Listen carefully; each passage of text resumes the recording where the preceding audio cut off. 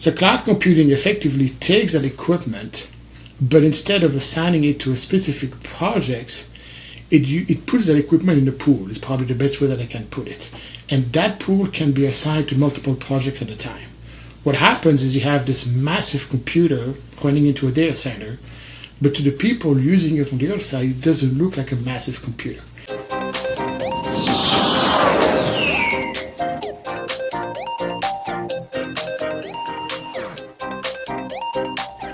Welcome back, everyone, to Tech for Us All, the podcast that makes technology simple and approachable. Whether you're tech-averse, anxious about technology, or just hesitant to embrace it, we're here to show you that technology isn't as daunting as it seems. In each episode, we unpack everyday technologies that you use in your life with experts from around the world, breaking it all down in plain English to help you feel comfortable and in control. I'm your host, Scott Saldinger, and I look forward to introducing you to great guests every single week. Today is no different. Today we have Eric Peeters, a senior manager of advisory and an expert in cloud compliance, governance, and strategy. So today we're going to be talking about cloud computing with Eric. Eric, welcome to the podcast.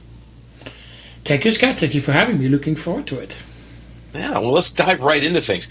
Tell everybody about your technology background. Give us kind of that broad strokes idea of your experience with technology, where it started and where you are today. So I started working for a food manufacturing facility that wasn't really very automated. They had computers, but we were not necessarily connected to one another, not talking to each other. So really my first job was to build that into an integrated network, make sure the different pieces were talking to one another. And as we moved over to the different processes to automate that facility, I stumbled upon cloud computing. I think that was about 20 years ago already. And because we had limited budget, I discovered that's something that we could take advantage of because it reduces your spend. And so I became very interested in cloud computing fairly early on, got to understand what it became. My position eventually ended there when the company decided to take a different direction, and I ended up from being in IT operation to being more on the governance and compliance side. And I use that knowledge in cloud computing when now I work with clients who are at different stage of moving to the cloud and helping them understand what does it mean, to be in the cloud, how does it change from not being in the cloud, and I'm sure we'll talk about what does that mean, and effectively how can they benefit from it, but also sometimes how it doesn't make sense to move to the cloud. Fascinating. Yes, I mean, definitely. In the last 20 or so years, that has been a main focus of a lot of businesses, and I believe it impacts every one of us who's an end user in a number of different ways. Let's start, kind of with a question that we talk about all the time here on the podcast, which is, what are your thoughts and feelings on why the general public who don't normally work in a technology role tend to be a little technology resistant or hesitant? What are your thoughts on that? I think part of it is the lack of knowledge. Our human nature, we're always resistant to things we don't necessarily understand very well. I mean, if you ask me to get really comfortable on concepts in medicine, I would hesitate because I'm not a doctor. I don't speak the lingo, I don't understand the science, I don't understand the equipment, and I think technology is very much the same. Every profession, every industry has its own language, they have their own code, and if you're not in it, you don't understand them, and there's this natural fear of, I don't know what's happening, and so I'm going to try and stay away from it a little bit. It is also that everybody understands what a laptop is, what a tablet is. There is so much that's happening behind it that we don't get to see it, and so we don't really necessarily know what happens. We don't know if we can trust it or not. We're also bombarded headline after headline after headline. There's a security breach, information's been released, somebody accessed somebody else's environment they shouldn't have to. I get that you want to be fearsome and that you want to be worrisome. Part of it is we always talk about the things that don't work. We don't do a good job talking about the 95% of the time or 99% of the time where technology has a benefit to us. And so it's that fear of the unknown, the lack of understanding, and the fact that, frankly, as technology specialists, we don't speak English either. Let's be honest about it. Well, and that's exactly why I have you here today, because I think it's important that we begin to get, as a general population, more accepting and understanding of how the technology that's used by large companies actually works with us in our daily lives, and we should embrace it and understand it. So let's start with on cloud computing with the idea of what is cloud computing. Some people think that it's up there in a cloud, and while that may be the moniker of it, but what is the reality of cloud computing, and why is it important to business these days? So I'm going to start by talking about what is not cloud computing, and then maybe take us back to what happened before you had cloud computing. I think just about everybody is familiar with what a data center is. Data center exists outside of a business or within a business, where if you were to start a new project, you have to buy new equipment, you have to connect in, you have to install software. That's a fairly typical process. At some point, somebody realized it's highly ineffective. Why is it ineffective? Because you buy the software and the hardware that you think that you need today. If suddenly you need twice as much as you have in terms of storage capacity, for example, you have to go out there and buy additional storage. If you need a faster system, you have to go out there and buy a faster system. And when you're talking about the scale that you're talking about in some of the large businesses, it's not as simple as going to Best Buy. It's going to take 2, 3, 4 months to scale it up. And that's part of where cloud computing came in place, because nowadays some people wanted to move faster, but also we're tired of buying all those equipment for a new project, and then 6 months later the project is canceled, but they still have the equipment. And what do they do with it? And how do you know whether or not that equipment is going to be useful for the next project? So cloud computing effectively takes that equipment, but instead of assigning it to a specific projects, it puts that equipment in a pool. Is probably the best way that I can put it. And that pool can be assigned to multiple projects at a time. What happens is you have this massive computer running into a data center, but to the people using it on the other side, it doesn't look like a massive computer. There's a piece of code that's sitting between the users and the computer itself that makes that computer look like several smaller computers. So you may need these computers to have the processing power to, I don't know, read the entire collection of encyclopedia that's ever been created in the world, but you really want to have just one book, then you will divide an encyclopedia in a number of books. And from your perspective, the only thing that you have to manage is that one book. That's the only thing that matters. If suddenly you have that book becomes twice as big as it used to be, because there's a piece of software behind it that's managing the environment, that piece of software is going to say, oh, I noticed that you need more capacity. I am going to assign you more capacity out of that shared pool. What effectively is called, we call that abstraction, effectively, in technical terms, and I will try to use as few technical terms as possible. But the concept behind abstraction is that you don't see what's happening in the background. I'll give you another concrete example of abstraction that we use very often when we're trying to train people on this concept of cloud computing. When you start your car today, Scott, what do? You push on the button, or do you follow 25 different steps on the manual? Push a button. Well, if you were to talk about automotive engineering, people who know cars a lot more than I do, they will tell you that one button is triggering 25 different steps, such as starting the battery, pouring up the electrical system, firing up the gasoline, making sure that you have enough gas in the engine. All those different steps are happening because you're pushing that one button. That's a concept of abstraction. And cloud computing is effectively the same, where it's giving you a view of your computing environment where you don't see what's happening in the background, and adjustments are being made in the background automatically to give you the computing power that you need when you need it. Now, why a company is doing it?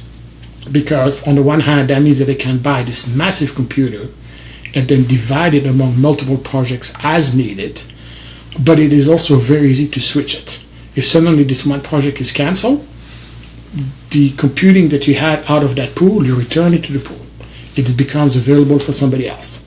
If your project takes twice as much time, twice as much space as you expected, you go into the pool and you grab more from the pool and you double your resources. So cloud computing is really, in a very few simple words, it's the ability to separate the hardware from the actual need.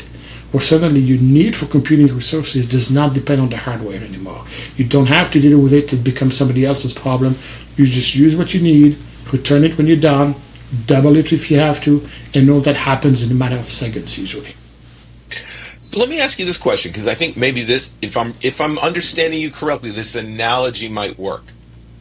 With the way that computing used to be done, right? When you had to buy all the equipment, you had one set of equipment in one place. If, let's just say I was approaching the teller at the bank, but 10,000 people were simultaneously approaching the tellers at the bank, and they sucked up all that computing power for our transactions, that would mean we'd have to spend more time in the bank making that transaction.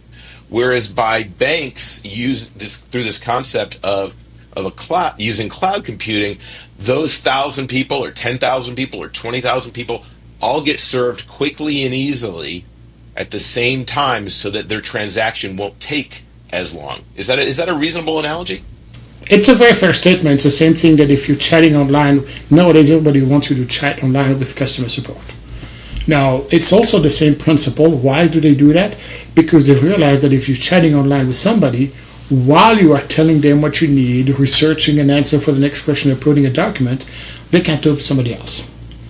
And then they can talk to somebody else when there's a pause. So it's exactly the same concept that presented. Cloud computing is exactly that.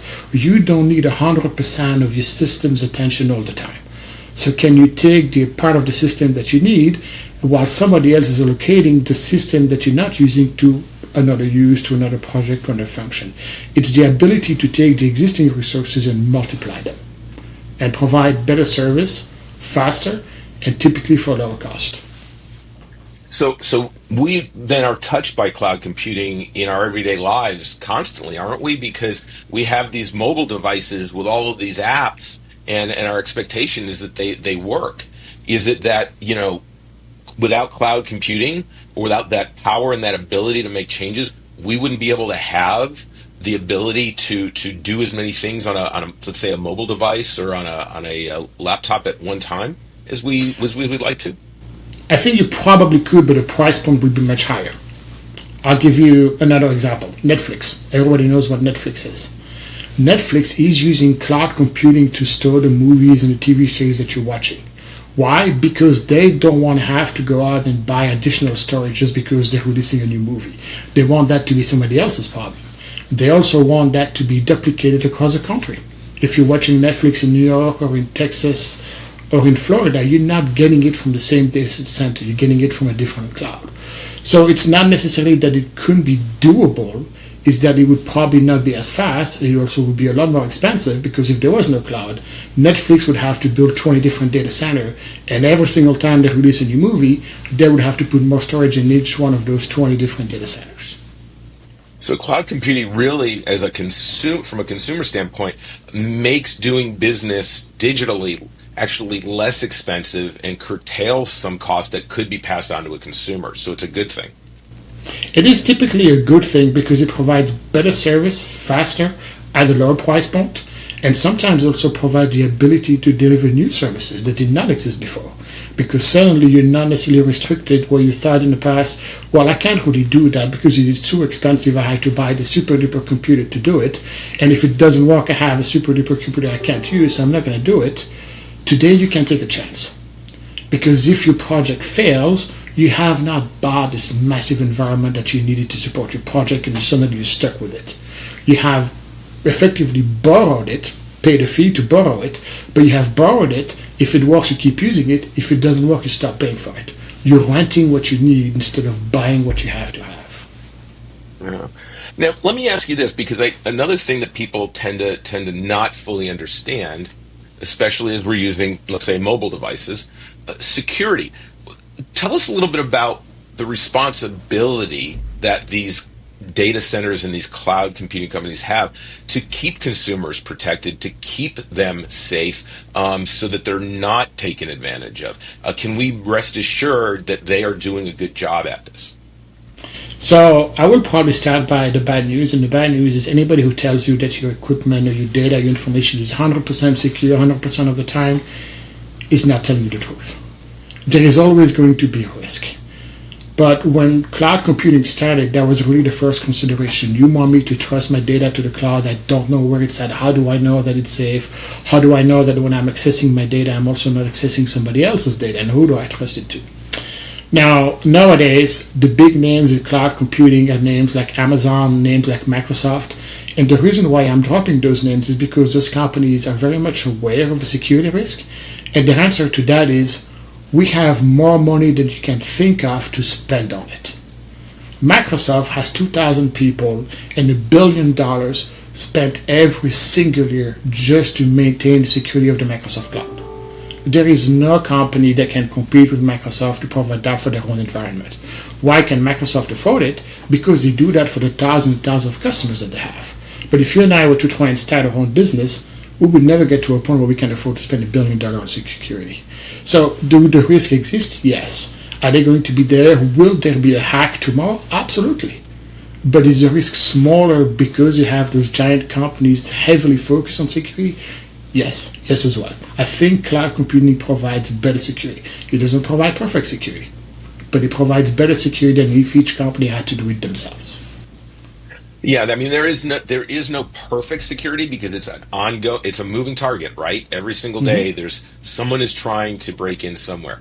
But people should be able to rest assured that cloud computing will do their best to keep their data and their information safe, as well as give them an optimized experience while they're using that technology. It also provides a level of safety and a level of availability that is also difficult to duplicate in your environment. Because you're not necessarily dependent on the equipment anymore, you have this virtualized environment that's just effectively a piece of software. It is something that you can easily duplicate from one system to another. And that's the benefit of cloud computing, where if my equipment today fails, because what I'm presenting to the world, that cloud environment, does not depend on the equipment itself, I can easily move it somewhere else. It's kind of like when you're driving a car. If the driver of the car becomes unavailable, you just put another driver in the car, or you just give that driver a different car. It's effectively the same thing. My car has broken down. If you own the car, you're stuck.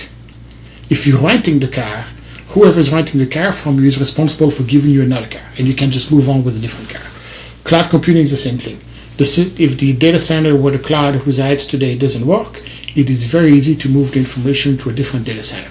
And I'll give you a very concrete example. About 4 or 5 years ago, a piece of Amazon's cloud just shut down. The technical issues they had, it literally shut down. Now, Southwest, the airline, is using the Amazon cloud to do flight planning. Flight planning is probably the thing that they do that's the most important. That's what lets them decide whether or not a plane is ready for takeoff, where is that plane going, when should it take off, etc. Because Southwest was using the Amazon cloud and was using this ability to move their system from one to the next, when the Amazon cloud went down, Southwest had an outage of 2 seconds. 2 seconds, and then they were back in business in a different part of the Amazon cloud. If they had built that in-house, they could not have done it in 2 minutes. Wow. So cloud computing also benefits us by giving us as continuous uptime for the use of things such as your online gaming or your online chat or even your online banking. So it benefits us in a way that we may not have if there was no cloud computing, that wouldn't have access to additional resources. And you see that every day of the year. Take a business that is highly seasonal, for example. If that business is highly seasonal, and if they had to buy their own equipment, typically they would not be able to afford the equipment they need for the highest use. So they would buy the equipment somewhere in the middle. Because again, cloud computing is really the ability to scale up and down on demand, they are paying for exactly what they need when they need it.